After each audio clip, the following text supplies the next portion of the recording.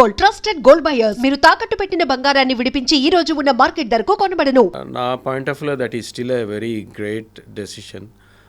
దాన్ని మనము ఇంకా వేరే విధంగా దాన్ని ఖూనీ చేసి డైసెక్ట్ చేసి ఎందుకు ఏంటి అని చేస్తే అది అనవసరం కావాలని కాంట్రవర్సీ క్రియేట్ చేసినట్టే నా point of view. So let's leave it there. కానీ హెల్ప్ అయితే చేస్తాను. కరెక్ట్, ఏదైనా మంచి కార్యక్రమం మంచి కార్యక్రమం అంతే. అండ్ ఇంకో గాసిప్ కూడా ఉంది. రష్మికకి చాలా పెద్ద గిఫ్ట్ ఇచ్చాడు పెళ్ళి అయిన తర్వాత విజయ్ దేవరకొండ. తెలియదు, నాకు తెలియదు. మీకేంది, మీకు తెలుసు నాకు చెప్పండి. 90 కోట్ల రూపాయల విల్లా ఇచ్చాడు. బట్ చేసిన సినిమాలు ఎన్ని? లేదు సార్, ఇది 90 కోట్లు తెలుగు మీడియాలో చాలా మెయిన్ స్ట్రీమ్ వెబ్సైట్లు అన్నీ రాసినాయి, మీరు కూడా చూసుంటారు నాకు తెలిసి. నేను చూసినా కానీ అవన్నీ మీరే అన్నారు కదా గాసిప్ అని. 90 కోట్లు ఎక్కడి నుంచి వస్తాయి చెప్పండి? నేను అందుకే గాసిప్. వాడికి సినిమా చేస్తే ఇస్తాన్న పైసలే సరిగ్గా వస్తలేవు, దానికి కూడా కొట్లాడి తెచ్చుకోవాల్సి వస్తుంది ఒక్కొక్కసారి. ఎందుకంటే సినిమాలు కూడా బ్లాక్ బస్టర్ అయితే లేవు కదా. సినిమాలు చేసే వాళ్ళం మీకు ఐడియానే ఉంది. సినిమాలు ముందు పైసలు వచ్చినాయి. సినిమా రిలీజ్ అయినాక ఇస్తామన్నా ఎప్పటికీ రావాలి. సో నేను అనేది ఏంటంటే వాడు చేసినవి 10-15 సినిమాలు. 10-15 సినిమాల 90 కోట్ల క్యాష్ ప్రజెంట్ ఏదో గిఫ్ట్ అన్నది ఇలా that is highly impossible current సిచ్యువేషన్లో. వాడికి ఐడియా ఉండొచ్చు, ఏదైనా పేపర్ మీద రాసిచ్చిండేమో, మరి తెలియదు ఇస్తా అని. అంటే ఇది జస్ట్ నవ్వుకోవడానికి అడగలేదు సార్. ఇలాంటి విషయాల్లో కొంత క్లారిటీ రావాలి. ఎందుకంటే స్టార్స్ లైఫ్ అంటే ఏదో ఒక ఆకాశంలో మబ్బుల్లో అలా ఉంటుంది, ఎంత ఆనందంగా ఉంటుంది అని చెప్పి పిచ్చి పిచ్చిగా అనుకుంటూ ఉంటారు. వెనకాల ఉండే పెయిన్, మీరు అన్నట్టు ఒక సినిమా చేస్తే ఫుల్గా రెమ్యునరేషన్ రావడమే కష్టం. ఇది విజయ్ దేవరకొండ లాంటి స్టార్ హీరో కూడా. That is the truth.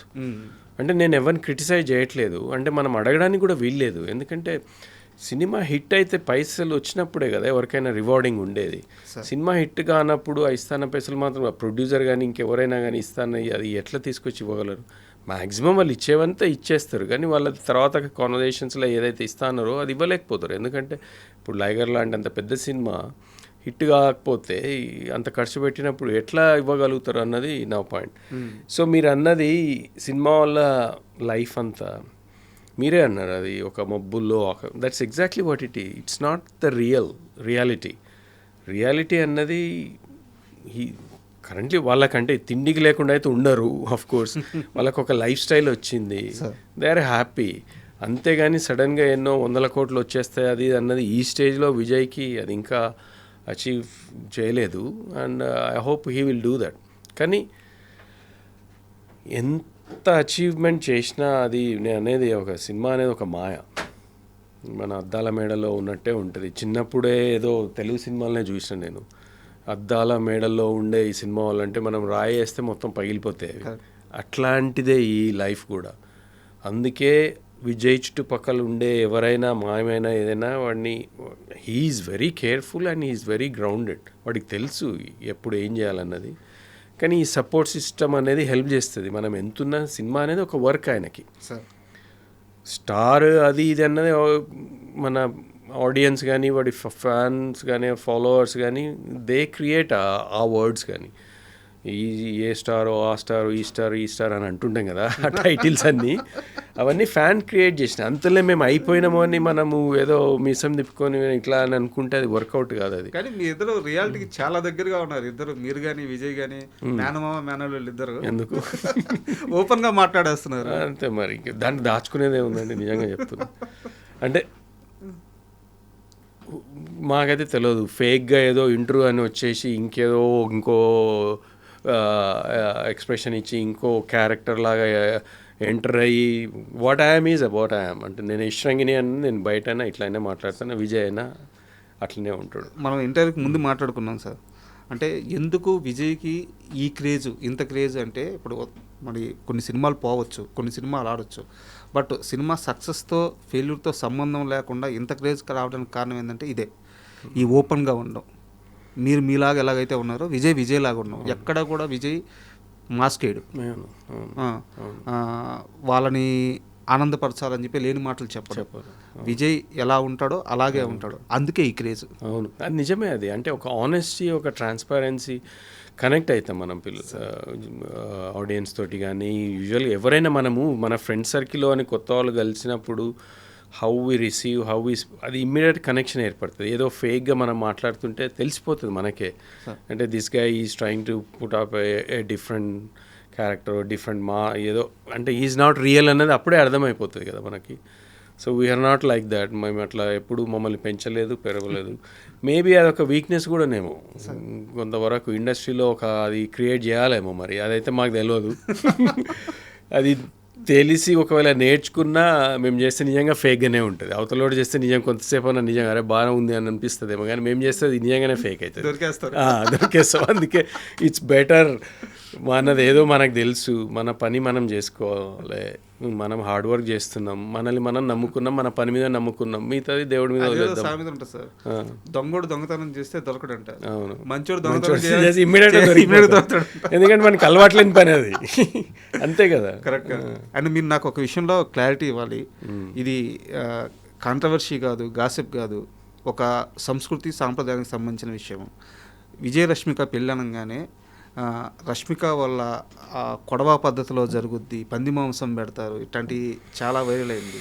And అలాగే రష్మిక వాళ్ళ ఫ్యామిలీ గురించి వాళ్ళు ఒక యుద్ధ వీరుల నేపథ్యం సంబంధించిన ఫ్యామిలీ అని చెప్పి ఇలా చెప్పారు. మీకు తెలిసినంత వరకు అసలు ఆ సాంప్రదాయం ఏంది, రష్మిక వాళ్ళ ఫ్యామిలీ బ్యాక్గ్రౌండ్ ఏంది, కాస్త వివరంగా చెప్తారు? నాకు కొంతవరకే తెలిసింది. నేను ఆ రోజు కొడవ ఫంక్షన్లో ఉన్నప్పుడే వాళ్ళు జరిపే కార్యక్రమాలు,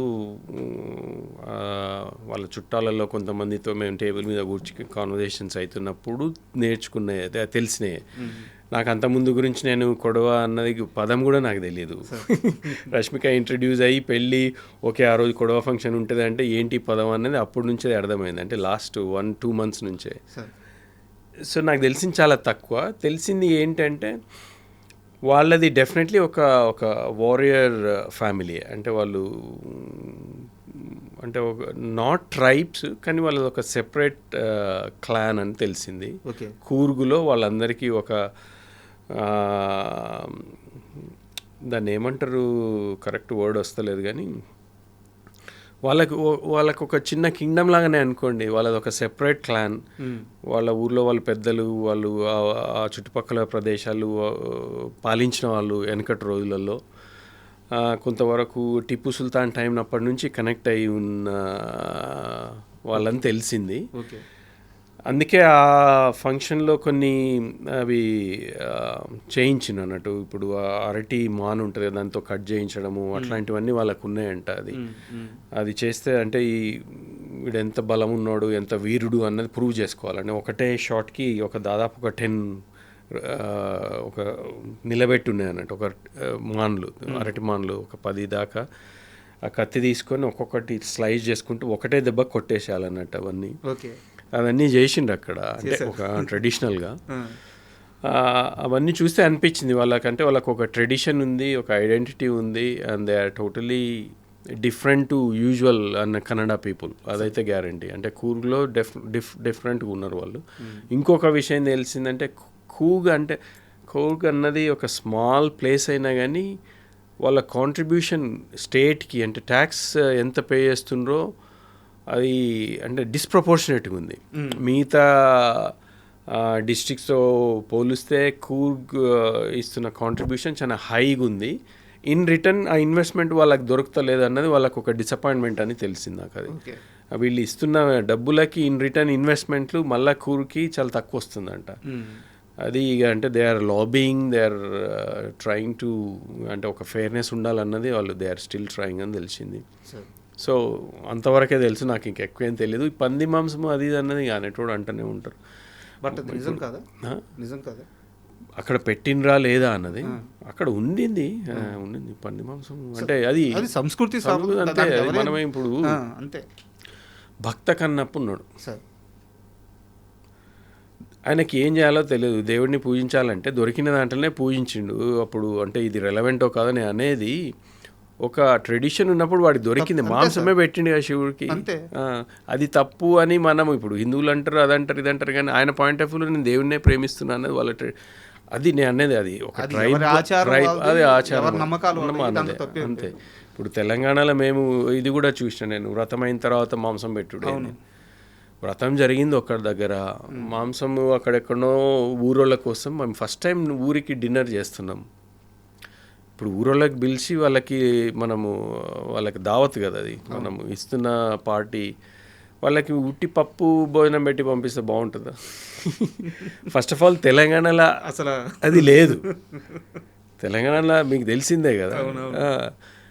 సో వ్రతం జరిగి పూజ అంతా అయిపోయిన తర్వాత ఎక్కడెక్కడ క్లోజ్ అయిన తర్వాత లంచ్ స్టార్ట్ అయింది. అది కూడా ఎక్కడో దూరంగా. అది మా ట్రెడిషన్, అది తెలంగాణలో మనకు అదే ట్రెడిషన్. అది కొంతమంది అన్నారు వ్రతం అయిపోయిన తర్వాత ఇలా నాన్ వెజ్ ఎలా పెడతారు, కానీ తెలంగాణ ఇప్పుడు కాదు, వెనకటి నుంచి.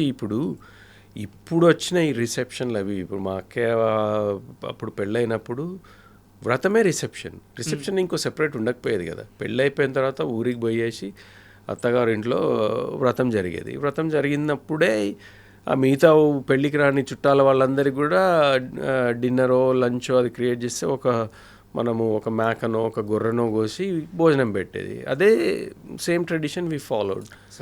అది ఇక ఇష్టం లేనోడు ఎన్నో అంటుంటారు, మనం అవి పట్టించుకుంటుంది.